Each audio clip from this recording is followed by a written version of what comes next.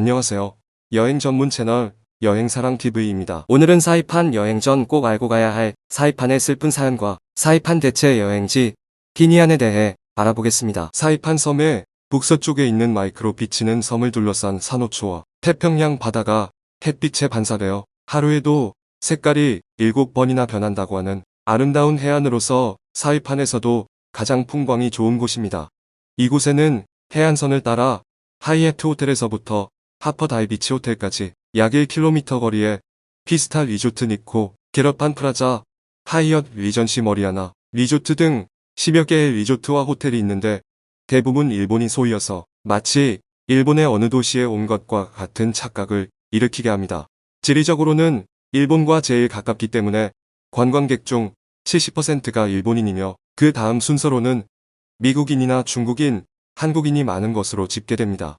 2차 대전 당시에는 중간 급유를 하지 않고 태평양을 횡단할 항공기술이 없어서 미국은 하와이를 중간 기착지로 삼았지만 일본은 사이판, 피니안, 괌을 태평양 전쟁에서 중요한 작전기지로 삼았는데 이곳에는 그 유적들이 많습니다.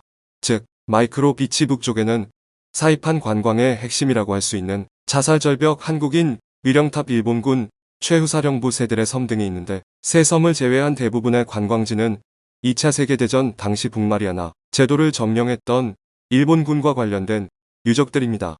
마이크로 비치의 도로 오른쪽인 마피산 기슭에는 일제에 강제로 징용되어 이곳에서 희생된 한국인을 위로하기 위하여 높이 6m의 오각형 화강암으로 세운 한국인 평화 위령탑이 있습니다. 탑 꼭대기에는 비둘기들이 한국을 향해서 날아가려는 모양을 조각해 놓았는데 탑 오른쪽에 위령탑 건립비문을 읽어보면 해방 후 40년이 지난 1981년 9월에야 세웠음을 알게 됩니다. 한국인 위령탑은 피니안 섬과 팔라우 섬에도 있다고 합니다. 한 통계에 의하면 당시 약 3,000명 이상의 한국인들이 사이판에 징용 또는 징병으로 끌려왔다고 하는데 일제에 의해서 머나먼 태평양의 작은 섬까지 끌려왔어 숨진 영혼들을 마땅히 일본인들이 참회하고 위로해야 할 것이지만 초라한 탑을 보면 일본 제국주의에 더더욱 분노가 치밀어 오릅니다. 마피산은 나지막하지만 산 위에 오르면 사이판 전 지역은 물론 마나가하, 티니안 등 인근 섬과 태평양 바다가 한눈에 내려다 보입니다. 일본군은 전망이 좋은 마피산 중턱에 천연봉굴에 사령부를 설치했는데 한국인 위령탑에서 머피산으로 올라간 중턱에 있습니다.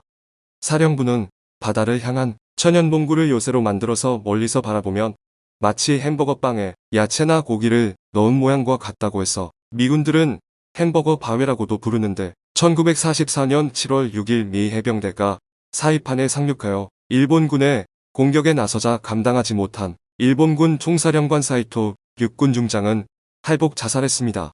그리고 이튿날에는 일본군 경비병 약 300명이 저항하다가 숨진 이곳을 최후의 사령부라고 부릅니다. 최후의 사령부였던 천연봉굴 입구는 미군의 폭격으로 부서지고 형체만 남았지만 동굴 속에는 전쟁이 끝난 지 50여 년이 지난 지금까지 콘크리트 구조물이 견고함을 자랑하고 있고 동굴 사령부 앞 잔디밭에는 당시의 상황을 말해주는 부서지고 녹슨 대포 4대 놓여 있습니다. 이곳의 전쟁의 잔해들을 친절하게 진열해둔 사람들은 분명 일본인들이었을 것입니다. 머피산 정상의 가팔은 절벽을 자살절벽이라고 하는데 이곳은 사이토 사령관이 탈복 자살한 이튿날 약 1만 명으로 추정하는 일본군과 일본인들이 미 해병대의 항복 요구를 따르지 않고 산 꼭대기까지 쫓기다가 더 이상 달아날 곳이 없게 되자 천황폐하 만세를 외치며 절벽에서 투신 자살을 했다고 해서 붙여진 이름입니다. 전쟁 후 일본인들은 이곳에 평화공원을 만들고 관음보살상도 세웠는데 한국인 위령탑에서 길 건너 약 200에서 300m쯤 떨어진 해안가에도 만세절벽이 있습니다. 이곳도 바닷가로 쫓긴 일본군들이 바다로 몸을 던져 자결한 곳이라고 합니다. 만세절벽은 사이판 최북단인 사바네타 곳과 라과카탄 곳 사이에 있는 절벽으로서 현지인들은 푼탄 사바네타라고 부릅니다. 그런데 아이러니한 것은 한국인들은 일본 상권이 거의 점령한 사이판으로 여행 오고 또 일본인 위령탑, 자살절벽, 만세절벽 등에 관광하러 많이들 간다고 합니다. 만세절벽에서 북쪽 끝에서 약간 동쪽으로 굽어진 마도그 고제, 남쪽 바다를 향한 새 섬은 현지인들이 이스레탄 마이고 파함이라고 부르지만 일본인들은 달맞이하기에 좋다고 달맞이 섬이라고 불렀다고 합니다. 망망한 태평양의 거센 파도와 바람을 피하기 좋도록 말발굽 모형처럼 섬 안쪽으로 굽은 해안선에서 약 60m쯤 떨어진 삼각형의 새 섬은 무수한 화산구멍이 새들의 보금자리로 안성맞춤이라고 합니다. 새들은 이곳에 집을 짓고 아침이면 멀리 날아갔다가 저녁 때 구름처럼 돌아온다고 하여 오래전부터 유명한 관광지가 되었습니다. 사이판에서 경비행기를 이용하면 티니안과 로타섬도 둘러볼 수 있습니다. 경비행기로 10분 거리인 티니안은 섬의 3분의 1이 목장으로 이루어져 있는데 4,000명 정도인 섬주민보다 소가 8배나 많습니다. 티니안에서는 카지노를 즐길 수도 있습니다. 티니안은 국내에 아직 생소한 관광지입니다. 티니안은 인류 역사상 처음과 마지막으로 터졌던 원자폭탄을 비행기에 적재한 곳으로 역시적 가치를 품고 있습니다.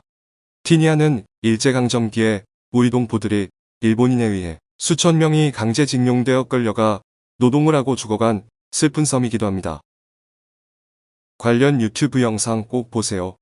티니안은 사이판에서 5km가량 떨어져 있습니다. 티니안의 매력은 자연스러움에 있습니다. 사람의 손길이 많이 닿지 않아 흡사 과거로 돌아간 듯한 느낌마저 들게 합니다. 인적이 드문 한적한 티니안은 가꿔지지 않은 자연 그대로의 매력을 품고 있습니다. 게다가 티니안만의 볼거리도 풍부합니다. 파도가 치면 바위에 뚫린 구멍으로 천연 분수가 되는 블로우를 비롯해 개인 프라이빗 비치처럼 느껴지는 작은 비치는 연인과 사랑을 속삭이기에 안성맞춤입니다. 해변의 백사장에서 산호가 달아 별 모양이 된 자그마한 산호모래도 볼거리 중 하나입니다. 조용한 섬이지만 티니안의 액티비티 활동은 다양합니다. 티니안의 해변은 체험 다이빙과 스노클링 등 다양한 수중 스포츠를 즐길 수 있습니다.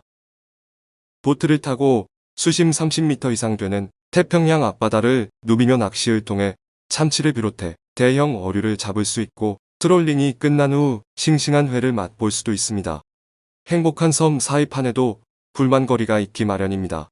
특히 한국인에게는 아주 큰 불만거리가 있습니다.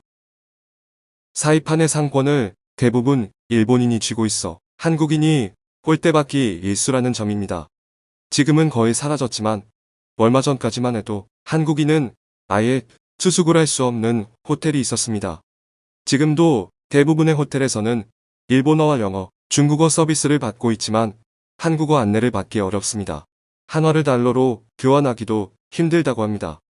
2005년 일왕이 사이판을 방문하면서 사이판 일본 유적지, 관광지를 방문하면서 일제강점기 한국인 강제징용 사망자, 한국인 위령비를 방문하지 않았다고 합니다.